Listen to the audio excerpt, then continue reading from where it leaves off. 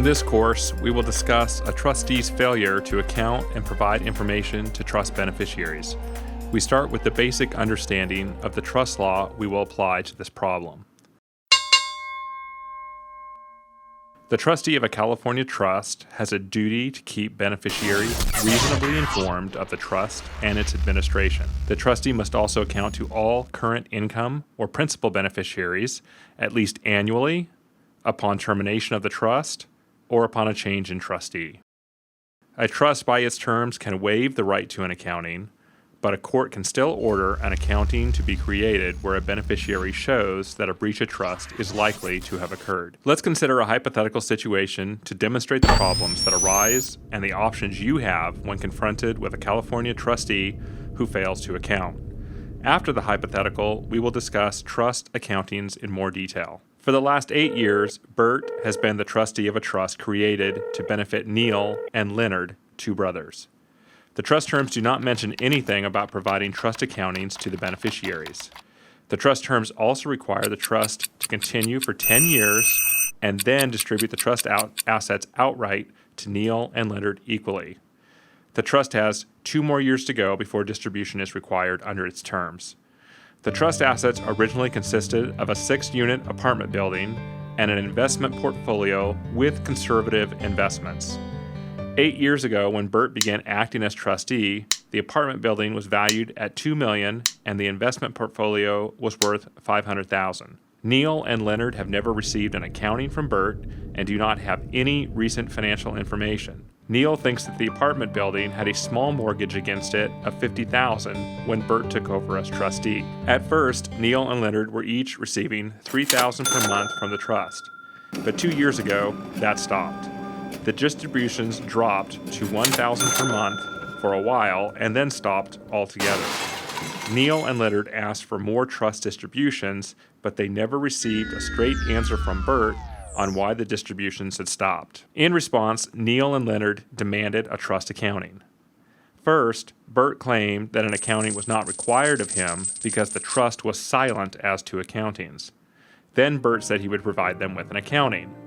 Last month, Bert sent Neil and Leonard a 1-page spreadsheet that Bert claims is the trust quote-unquote accounting. The spreadsheet has the apartment building on it with an estimated value of $2 million, but it also lists a mortgage against the apartment building for $1.5 million. All the rent from the apartment building is being used to pay the mortgage payments, which explains why the distributions have stopped.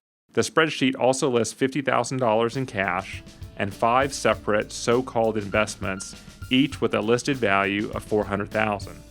On paper, the trust appears to have a gross value of $4,050,000.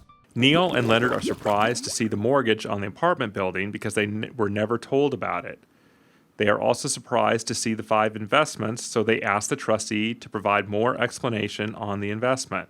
Bert tells them that the investments are quote-unquote private placements, which allow individuals with a high net worth to invest in securities that are not regulated by the government. Unfortunately, Bert believes that all 5 of the investments have failed and may not be recouped by the trust. Neil and Leonard are alarmed at this news. The trust is supposed to distribute all assets to them outright in 2 years. They also wonder if they have been given all the information about the trust finances. The 1-page spreadsheet does not look correct to them. It appears that Bert has taken a substantial loan against the apartment building to invest in highly risky investments, and the original $500,000 investment portfolio seems to be gone. What can Neil and Leonard do to find out the full extent of the trust's financial dealings? Here are the options. Option 1. Petition for accounting. Petition the court to order Bert to prepare and file a formal trust accounting. Option 2. Petition for information. Petition the court to order Bert to provide all financial statements for the last 8 years. Option number 3.